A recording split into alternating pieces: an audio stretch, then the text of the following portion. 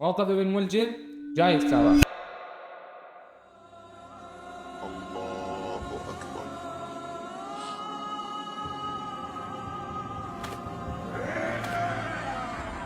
فزت ورب الكعبة. السلام عليكم. سؤال: ابن ملجم ليش قتل أمير المؤمنين عليه السلام؟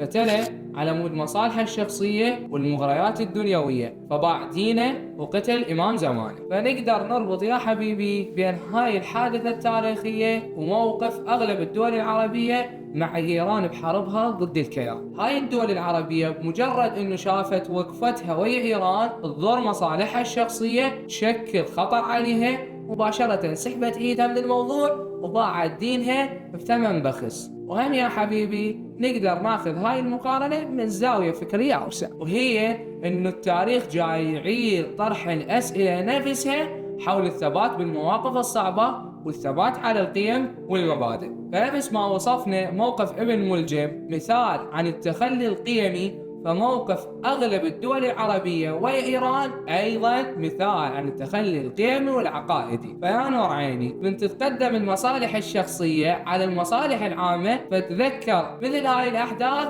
وتأمل معنى الوفاء والالتزام بالمواقف، واسترجع الماضي وافهم الحاضر. فتعلمنا من ذن الموقفين أن القيم الأخلاقية مثل الثبات ما مرتبطة بزمن معين، بل هي مبادئ يحتاجها كل مجتمع وبكل عصر. ومن خلال التأمل بسيرة الإمام علي عليه السلام يقدر الإنسان إنه يفكر بأهمية الالتزام والثبات على المبادئ وعدم التخلي عنها مهما تغيرت الظروف.